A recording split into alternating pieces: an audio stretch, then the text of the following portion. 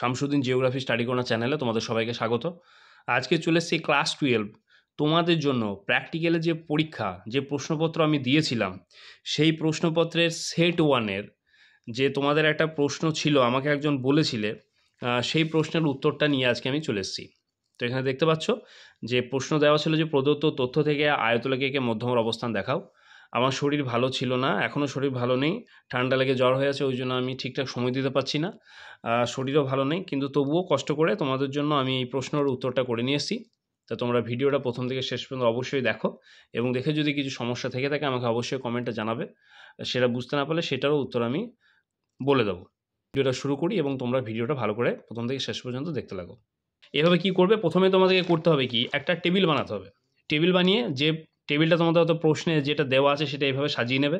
প্রথমে কি করবে, একটা শ্রেণীসীমানা ঘর করবে। তোমরা হয়তো যারা প্র্যাকটিক্যাল এখনও করে নিয়েছো তাদের তো কোনো অসুবিধাই নেই, কিন্তু যারা একদমই নতুন করনি তারা একবার দেখে নেবে এবং এটাই পরীক্ষা হলে গিয়ে এভাবে করে দেবে। তাহলে প্রথমে 20 সেন্টিমিটার অর্থাৎ লিখে একটা শ্রেণীসীমানা ঘর করবে। তারপরে করতে হবে কি না, দিন সংখ্যা, অর্থাৎ এটা হচ্ছে পরিসংখ্যার ঘর, আর ব্যবধান। আর একটা করবে এখানে নিম্নতর ক্রমযোগী পরিসংখ্যা। এই নিম্নতর ক্রমযোগী পরিসংখ্যা এটা কিন্তু আয়তলেখে করার ক্ষেত্রে কোনো দরকার নেই, যেহেতু ওখানে বলে দিয়েছে যে মধ্যমার অবস্থান দেখাতে, সেই জন্য কিন্তু এটা আমাদেরকে বের করতে হবে। তার প্রথমে দেখো টেবিলটা একটু দেখে নাও কী আছে। 4.5 থেকে 14.5, তারপরে দেখো 14.5 থেকে 24.5, এভাবে করতে করতে একদম তোমরা 84.5 থেকে 94.5 যেটা আছে এভাবে পরপর কিন্তু কি না, ব্যবধান যেটা হচ্ছে 10 করে যে ব্যবধান আছে সেইভাবে লিখে, অর্থাৎ টেবিলে তোমাদের যে অঙ্কটা দেওয়া আছে সেইভাবে এটা লিখে নেবে। তারপরে দিন সংখ্যা বা পরিসংখ্যা, যে পরিসংখ্যা মানগুলো আছে 3, 5, 7, 15, 14, 10, 10, 3, 3 যেটা আছে এটাও লিখে নেবে। আর ব্যবধান যেটা আছে দেখো 10 লিখে একবার দাগ দিয়ে শেষ পর্যন্ত 10 করে দিয়েছে, অর্থাৎ কি এদের মধ্যে ব্যবধান হচ্ছে কি 10। দেখো 14.5 থেকে 4.5 যদি তুমি বিয়োগ করো তাহলে কত বেরোবে, দেখো 10ই বেরোবে। তাহলে সেই জন্য এখানে কি ব্যবধানটা করা আছে কত, 10 করে করা আছে, তো সবগুলোতেই 10। এবার দেখো নিম্নতর ক্রমযোগী পরিসংখ্যা কিভাবে এটা হলো। নিম্নতর ক্রমযোগী পরিসংখ্যা নিয়ম হচ্ছে পরিসংখ্যা যেগুলো থাকে তার সঙ্গে সবগুলো কী করতে হয়, যোগ করতে করতে যেতে হয়, তবে কিন্তু আমরা নিম্নতর ক্রমযোগী পরিসংখ্যাটা বের করতে পারবো। তাহলে প্রথমে দেখো 3 লিখেছি, 3-এর পরের পরেরটা কি আছে 5, তাহলে 3-এর সঙ্গে 5-এর যোগ করে করেছি 8। তারপরের ঘর যেটা আছে দেখো 7, তাহলে 8-এর সঙ্গে আবার 7-এর যোগ করে কী করেছি 15। পরের ঘরটা একইভাবে 15 আছে, এই 15 আর তার সঙ্গে এই 15 যোগ করলাম, কত হলো দেখো 30। তারপরেরটা কি আছে 30-এর সঙ্গে এই 14 যোগ হলো, কত হলো দেখো 44। 44-এর সঙ্গে আবার 10 যোগ হয়ে 54, 54-এর সঙ্গে 10 64, 64-র সঙ্গে 3 যোগ হয়ে 67, এবং 67-র সঙ্গে 3 যোগ হয়ে হলো 70। তাহলে এইভাবেই তোমরা পরীক্ষায় খাতাতে কিন্তু করে দিয়ে আসবে, তাহলে কোনো অসুবিধা হবে না। এখানে একটা জিনিস লিখেছি দেখো, এফ বা এন সমান 70। তো তোমরা এটা লিখবে যে এন মানে হচ্ছে টোটাল নাম্বার আর এফ মানে হচ্ছে ফ্রিকোয়েন্সি। এফ বা এন যা লিখবে তাতে হবে কি আছে 70। এবার যেটা করতে হবে দেখো আসল, সেটা হচ্ছে কি না মধ্যমাটা তোমাদেরকে বের করতে হবে। তাহলে এটা যেটা করলে এটা হচ্ছে টেবিল অর্থাৎ আয়তল, এটা আঁকার ক্ষেত্রে এটা করার সঙ্গে সঙ্গে নিয়মিত পরিসংখ্যা সব কিছু বের করার পরে এই অঙ্কটা তোমাদেরকে একটু করতে হবে, একটু ভালো করে দেখে নাও। মধ্যমার সূত্র হচ্ছে কি L1 plus n/2 minus fc/fm into I. ঠিক আছে, L1 মানে হচ্ছে lower class boundary, n/2, n মানে হচ্ছে এখানে তোমার টোটাল নাম্বার। ঠিক আছে, এখানে n মানে হচ্ছে কি বললাম, টোটাল নাম্বার। তাহলে এখানে 3, 5, 7, 15 যেগুলো আছে সবগুলোকে অর্থাৎ কি প্লাস করে কত বেরোলো এখানে 70। তাহলে n মানে হচ্ছে টোটাল নাম্বার, আর 2, তাহলে 2 মানে কি n/2 মানে হচ্ছে কি, দেখো এখানে করেছি অঙ্কটা, তাহলে 70/2 মানে কত বেরিয়েছে, তাহলে দেখো এখানে 35 বেরিয়েছে যেহেতু, তাহলে এই 35টা কী করতে হবে আমাকে, এই নিম্নতর ক্রমযোগী পরিসংখ্যা যেটা আছে তাহলে এর মধ্যে দেখতে হবে যে 35টা কার মধ্যে আছে। তাহলে এখানে চলে আসে দেখো 15, 30, 44, তাহলে 30-এর মধ্যে নিশ্চয় আমার 35 থাকবে না। 35 আমি পাবো কার মধ্যে, 44-এর মধ্যে কিন্তু আমি 35 পাবো। তাহলে দেখো 35 44-এর মধ্যে পাবো মানে কি এই ঘরটা, অর্থাৎ এই 5 নম্বর, কত নম্বর দেখো 1, 2, 3, 4, 5, তাহলে 5 নম্বর ঘরটাতে কিন্তু নিয়ে আমার কাজটা করতে হবে। তো লোয়ার ক্লাস বাউন্ডারি যেটা লেখা আছে প্রথমে L1 44.5 লিখেছি, কী করে পেলাম না, এটা ক নাম্বার ঘর বললাম দেখো 1, 2, 3, 4, 5, তাহলে এইদিকেও চলে এসো দেখো 1, 2, 3, 4, 5, তাহলে এই 5 নাম্বার ঘরে এইটাকে বলা হয়ে থাকে তোমার হচ্ছে কিনা আপার ক্লাস বাউন্ডারি, আর এটাকে বলা হয় লোয়ার ক্লাস বাউন্ডারি। তাহলে কত নিলাম 44.5টা নিয়ে নিলাম। আমি এত কেন বোঝাচ্ছি, যেহেতু অঙ্কটা দেখে নিলে তো তোমরা পরীক্ষাগুলি করে আসতে পারবে না, একবার বুঝে নিতে হবে তবে করে আসতে পারবে, সেই জন্যই বলছি। তাহলে 44.5 হচ্ছে লোয়ার ক্লাস বাউন্ডারি, এটা নিয়ে নিলাম। তাহলে এখানে কত লিখেছি দেখো 44.5 প্লাস 70/2 মানে কত বেড়েছে 35, তাহলে দেখেছি n/2 মানে 35, fc মানে লিখেছি দেখো 30। fcটা হচ্ছে কি অর্থাৎ যে 5 নাম্বার ঘরটা আমি পেলাম 1 2 3 4 5 অর্থাৎ 44 যেখানে পেলাম এর আগের ঘরটা হচ্ছে তোমার FC cumulative frequency less than, তাহলে আমি এখানে কত আছে 30, তাহলে সেই জন্য এখানে লিখলাম কত 30। আর এফএম মানে হচ্ছে দেখো লিখেছি 14, কেন এফএম মানে হচ্ছে কিনা frequency of the median class, তাহলে এইটা হচ্ছে ফ্রিকোয়েন্সি বা পরিসংখ্যার ঘর, তাহলে এই পরিসংখ্যার ঘরে মিডিয়ান ক্লাস কোনটা হলো আমার 44.5 থেকে 54.5, এখানে ফ্রিকোয়েন্সি কে আছে 14, তাহলে সেই জন্য এখানে লিখেছি দেখো 14, তাহলে 35 - 30/14 ইন্টু 10, 10 মানে হচ্ছে ব্যবধান, এইভাবে ক্যালকুলেশন করে কত বেরিয়েছে দেখো 48.07, এটা হয়ে গেল আমাদের কি মধ্যমা। তাহলে এই অঙ্কটা তোমরা দেখে নিলে, আচ্ছা এটা ভালো করে দেখে নিলে তো, তাহলে দেখে নেওয়ার পরে এবার আমাদের কি করতে হবে না ছবিটা আঁকতে হবে, তাহলে চলো আঁকাটা তো তোমাদের একবার দেখিয়ে নিই তাহলে বুঝতে পারবে। দেখো এখানে আমি একটা ঘর করে রেখেছি ছকের মতো, এখন আঁকিনি কারণ তোমাদেরকে একটা দেখিয়ে দেবো তবেই তোমরা বুঝতে পারবে, যারা পারো তাদের তো অসুবিধা নেই, কিন্তু যারা একদমই পারো না নতুন তাদের জন্য আমি এখন আঁকিনি রেখে দিয়েছি।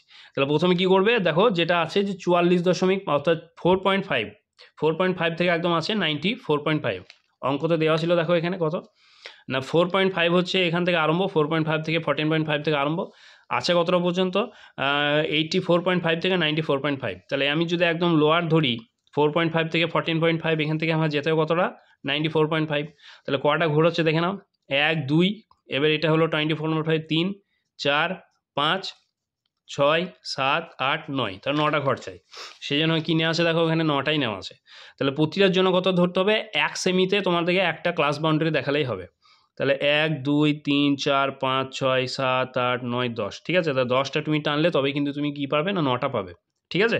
তাহলে 4.5 14.5 এভাবে লিখতে লিখতে কত গেলাম 94.5 আছে। আচ্ছা এখানে দেখো ফ্রিকোয়েন্সির মধ্যে কত কত দেওয়া আছে 3 5 7 15 14 10 10 3 3, তাহলে এদের মধ্যে হায়েস্ট কত আছে 15, তাহলে হায়েস্ট যেটা আছে তার থেকে আমাকে কী হয় না এক ঘর বেশি ধরলেই কিন্তু আমার ফ্রিকোয়েন্সি যেটা আমি উঁচু পর্যন্ত কতটা পর্যন্ত যেতে পারবো সেটা মানটা পেয়ে যাবো, তাহলে 15 আছে আমি 16 ধরতে পারি। তাহলে আমাকে এখানে দেখো স্কেল আমি কত লিখেছি না 1 সেমিতে কত ইউনিট ধরেছি 2 ইউনিট ধরেছি, তাহলে 2 ইউনিট মানে কি তাহলে কটা ঘর 15 পর্যন্ত হায়েস্ট আছে, তাহলে তার থেকে বেশি কত বললাম 16 নিতে হবে, তাহলে 2 4 6 8 10 12 14 16 কত পর্যন্ত নিয়েছি দেখো 16 পর্যন্ত নিয়ে নিয়েছি, ঠিক আছে। তাহলে কি 1 সেমিতে কত ইউনিট ধরলাম 2 ইউনিট, 1 সেমিতে যদি 2 ইউনিট ধরি তাহলে কটা ঘর চাই 8টা, তাহলে 1 2 3 4 5 6 7 8, তাহলে 16 পর্যন্ত হলো, তাহলে আমার কত দেখানো হলো না হায়েস্ট যেটা আছে 15 অর্থাৎ 15 আছে সেটা কিন্তু দেখানো হয়ে যাবে। এবার প্রথম তোমাদেরকে যেটা করতে হবে দেখতে হবে কি যে অঙ্কতে কী দেওয়া আছে, এখানটা দেখো টেবিল যেটা তোমরা বানাবে প্রথমে এখানে লেখা থাকবে দেখবে 4.5 থেকে 14.5 তোমাকে পরিসংখ্যা কত বের করতে হবে 3, তাহলে দেখো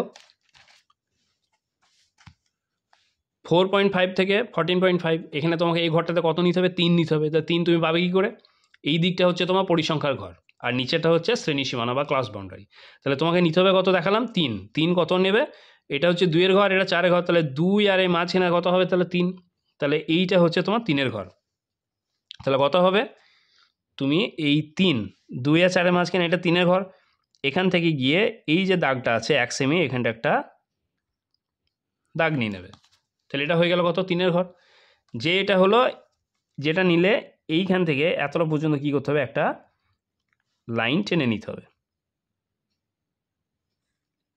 টেনে নিলে পরের ঘরটা কত আছে দেখো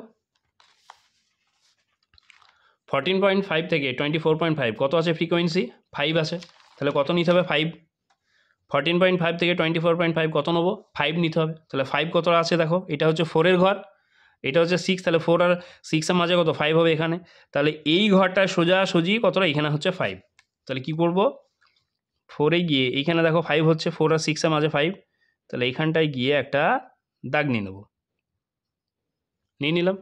এবার কি করব এইখান থেকে এই যে দাগটা আছে এটার সঙ্গে এটা যোগ করে দেবো আর এটার সঙ্গে এটা যোগ করে দেবো,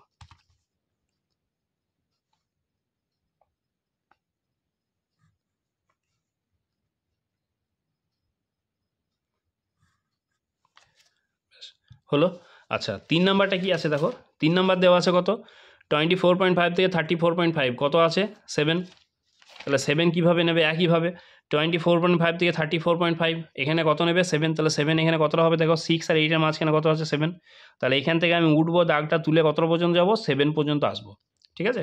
তাহলে আমি কত যাব 7, 7 মানে কি এইখান থেকে লম্বা দাগ তোলো, এটা 6-এর ঘর, 6-এর পরে এটা হবে 7, এটা 8, তাহলে 7 পর্যন্ত চাই মানে এতটা পর্যন্ত দাগ দিলে হবে। তাহলে এই 7 পর্যন্ত এখানে দাগ দিয়ে দিলাম। ব্যাস, এবার একইভাবে এইটার সঙ্গে এইটা যোগ করব, যেহেতু আমার এতটা পর্যন্ত টানায় আছে, তাহলে এই যেটুকু অংশ বাকি আছে এটা আমি টেনে নেব,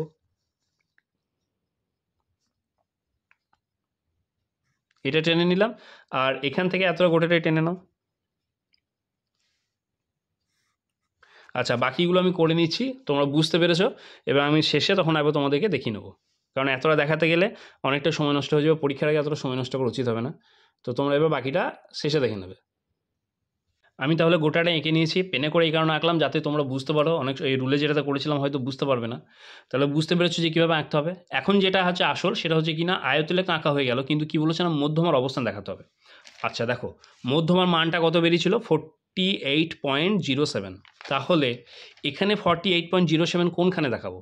তাহলে এক্ষেত্রে তোমরা কি করবে, সব থেকে সহজ পদ্ধতি হচ্ছে কি না, যেটা বেরিয়েছে তোমার 48.47, তাহলে এখানে তোমরা 48.07 এইটা নাম্বার নাও, আর এখানে কত আছে ক্লাস বাউন্ডারি, এই দুটোর মধ্যে হবে তোমার, তাহলে কত বলেছে 44.5, এই 44.5টা 48 থেকে কী করবে মাইনাস করে দাও, ঠিক আছে?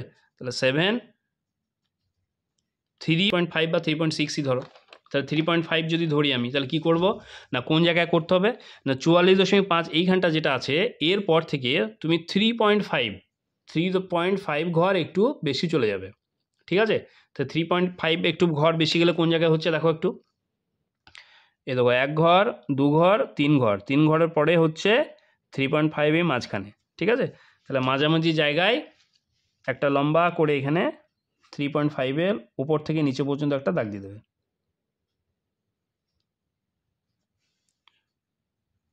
একটা ডট ডট ডট ডট দাগ দিয়ে দাও, ব্যাস।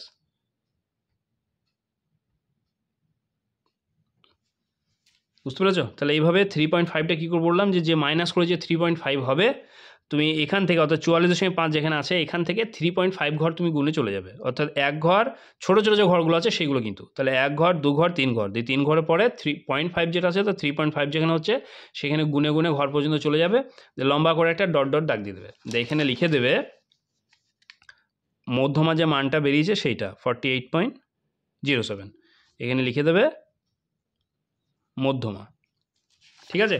ব্যাস, তাহলে হয়ে গেল। নিচে এখানে শুধু তোমাদের কি লিখতে হবে শ্রেণী সীমানা, এগুলো তোমরা সবই জানো, আর এই দিকটাতে লিখে দেবে পরিসংখ্যা,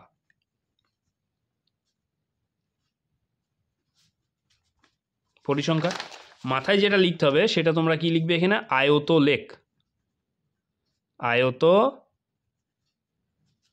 ব্যাস। আর নিচে এই জায়গাটা যেটা করতে হবে সেটা তোমাদের কি একটা স্কেল লিখতে হবে, এখানে তোমরা লিখবো স্কেল কত লিখতে হবে না 1 সেমিতে 2 একক, এখানে কত করে স্কেল ধরেছো 2, 4, 6, 8 এইভাবে স্কেল ধরা হয়েছে, সুতরাং এখানে লিখতে হবে 1 সেমিতে 2 একক উলম্ব স্কেল।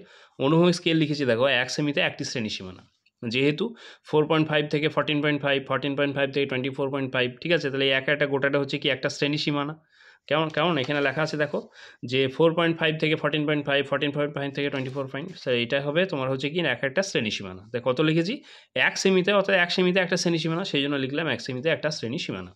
তাহলে এই গেল তোমাদের আয়তলেখের উপরে মধ্যমার অবস্থান। তাহলে আশা করি বুঝতে পেরেছো। তবু যদি তোমাদের কিছু সমস্যা থেকে থাকে আমাকে অবশ্যই কমেন্ট করবে, কমেন্ট আমি উত্তর দিয়ে দেবো। আর এরপর তোমাদের সেট 2 সেট 3 পরীক্ষা আছে, আমার শরীর একদম ভালো নেই, সেই জন্য পারছি না, তাই যদিও তোমাদের কিছু অসুবিধা থাকে তো আমাকে জানাবে, আমি চেষ্টা করব সেটারও উত্তর বলে দেওয়ার। তো আজকের মতো এখানেই, দেখা হচ্ছে পরের ভিডিওতে। আর যদি আমার ভিডিও ভালো লেগে থাকে তাহলে অবশ্যই চ্যানেলটা সাবস্ক্রাইব করবে, লাইক করবে, কমেন্ট করবে এবং বন্ধুদের মধ্যে শেয়ার করে দেবে।